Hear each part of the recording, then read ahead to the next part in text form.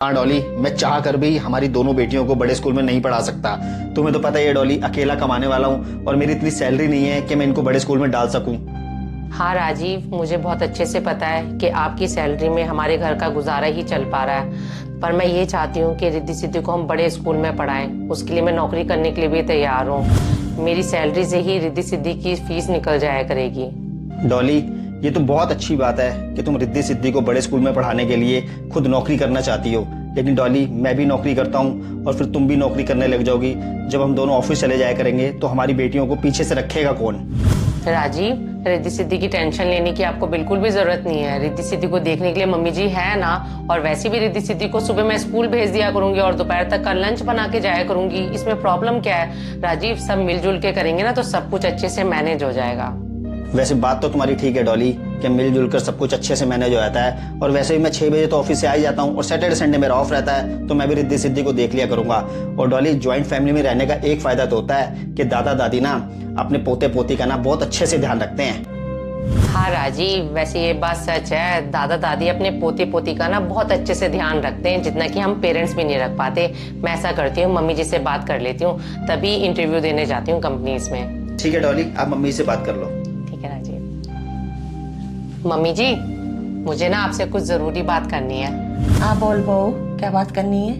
Mummy जी, राजीव और मैं चाहते हैं हम रिद्धि सिद्धि को अच्छे और बड़े स्कूल में पढ़ाएं, ताकि उनको आगे चलकर कोई दिक्कत ना आए। बहू, ये तो बहुत अच्छी बात है, लेकिन बड़े स्कूल में पढ़ाओगी तो बच्चों की स्कूल की फीस बहुत लगेगी। राजू की तो इतनी तनख्वाह नहीं है।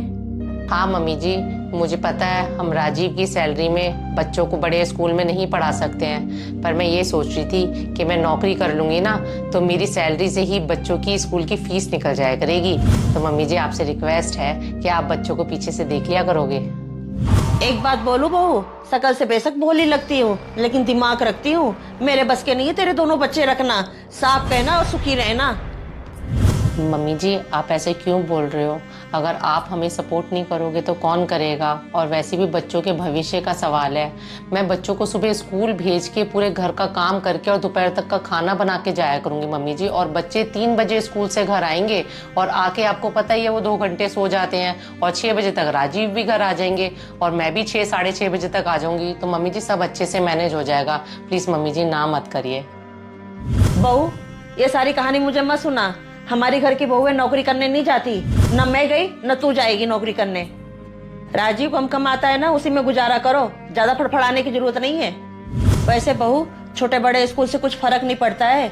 पढ़ने वाले बच्चे ना छोटे स्कूल में भी पढ़ लेते हैं। तुम अपना खर्चा कम करो। मम्मी जी, हम तो कोई फालतू खर्चे करते ही नहीं है। मैं तो बस बच्चों के भविष्य के लिए कह रही थी कि उनको बड़े स्कूल में डालेंगे तो उनका भविष्य अच्छा बनेगा। मम्मी जी, मैं बहुत उम्मीदों से आई थी आपके पास। अरे बहू, मैंने तो तुझे मना कर दिया ना, तू मेरे पीछे क्यों पड़ गई है? मेरे बस के नहीं तेरे बच्चे रखना। वैसे भी मेरे घुटने में दर्द होता रहता है।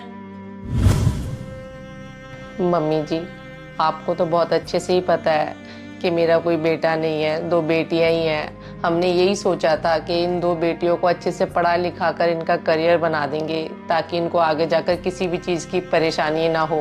पर कोई बात नहीं मम्मी जी, इनकी किस्मत इनके साथ।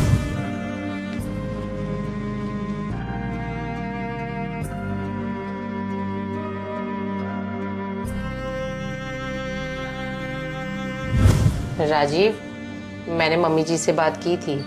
डॉली, मैंने सब सुन लिया है। मम्मी जी हमें सपोर्ट नहीं कर रही हैं। कोई बात नहीं डॉली, हम बच्चों को इसी स्कूल में रखेंगे और मैं ऑफिस से आके बच्चों की पढ़ाई पर ध्यान दे दिया करूंगा डॉली। हाँ राजीव, हम दोनों को मिलकर ही बच्चों की पढ़ाई पर ध्यान देना होगा। वैसे राजीव, मुझे मम्मी जी से बिल्कुल भी ये उम्मीद नहीं थी कि मम्मी जी हमें मना कर देंगी। पर कोई बात नहीं राजीव, हमारे लिए सबसे ज़्यादा ज़रूरी है इस घर की सुख शांति।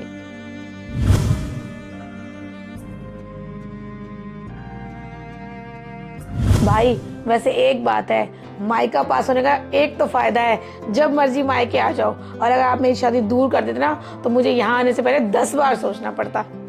हाँ बहन, वैसे ये बात तो है, लड़कियों की शादी ना नजदीक ही करनी चाहिए तो आराम रहता है। और बहन, मम्मी जी और मैंने तो सारे रिश्तेदारों को बोल दिया था कि तेरे लिए ना कोई दूर का रिश्ता ना बताएं। हाँ बेटा, ये बात तो बिल्कुल सही है। बेटियों की शादी ना दूर नहीं करनी चाहिए, नजदीकी होनी चाहिए। नहीं तो माँ ना तरस जाती है बेटियों के लिए।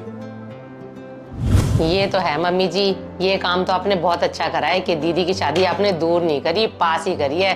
दीदी आती है ना, घर में रौनक सी हो जाती है। हाँ भाभी, सही बात है, बेटियों के आने से घर में रौनक तो हो ही जाती है। अब मेरी बेचारी ननद को ही देख लो, किसकी शादी इतनी दूर हुई है। मेरी सास तो तरस जाती है उससे मिलने के लिए, और वो राखी टीके पे ही आती है कभी साल में। वैसे दीदी, शादी दूर हो या पास हो, ज्यादा फर्क नहीं पड़ता है, बस परिवार अच्छा होना चाहिए। हाँ भाभी, आप बिल्कुल सही कह रहे हो, घर परिवार तो अच्छा होना ही चाहिए। अच्छा मम्मी, मैं कई दिन से सोच रही हूँ कि ना मैं जॉब कर लूँ। आज के टाइम में ना कितना भी कमा लो कम ही पड़ जाता है, और कुछ सेविंग भी हो जाएगी। हाँ बेटा, मैं समझ सकती हूँ, तुझे खाली बैठने की आदत नहीं है। शादी से पहले भी तो तू नौकरी करती थी। हाँ मम्मी, इसीलिए तो सोच रही हूँ दोबारा से नौकरी कर लेती हूँ। सुबह ना ऑफिस जाते वक्त मैं मोनू को आपके पास छोड़ जाया करूंगी, और शाम को ऑफिस से जाते वक्त मैं मोनू को यहाँ से ले जाया करूंगी। अरे बेटा, तू मोनू की चिंता मत कर, मोनू को ना मैं रख लिया करूंगी, तू जाके नौकरी कर। हाँ मम्मी, मुझे पता था आप मुझे बिल्कुल मना नहीं करोगे।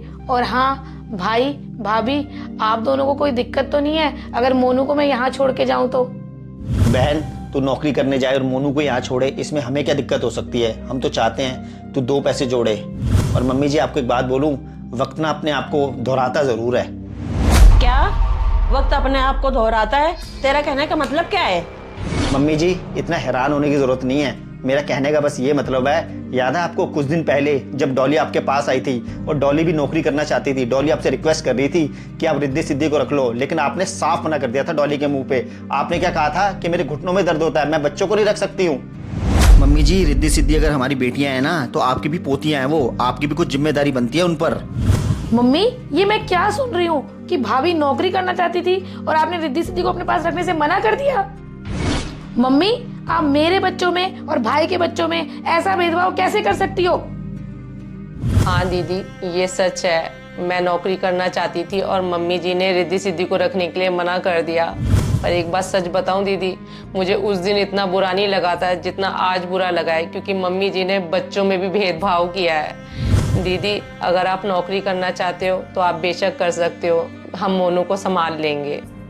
भाभी, ये तो आपका बड़प्पन है कि इतना कुछ होने के बावजूद भी आप मोनू को रखने के लिए तैयार हो, पर मैं किस मुंह से मोनू को यहाँ छोड़ के नौकरी करने चली जाऊँ? और मम्मी, सच बताऊँ, दादा दादी के लिए ना पोता पोती पहले होने चाहिए, ना कि नाती और नातिन। थैंक यू बहन, हमें समझने के लिए। और मम्मी इसीलिए कहते हैं कि बहू और बेटी में कभी फर्क नहीं करना चाहिए। बेटा, तुम लोग सही कह रहे हो, मुझे ऐसा नहीं करना चाहिए था। बहू, तुझे नौकरी करनी है, तू कर ले बेटा, मैं बच्चों को देख लूंगी, और हो सके तो बहू मुझे माफ कर देना।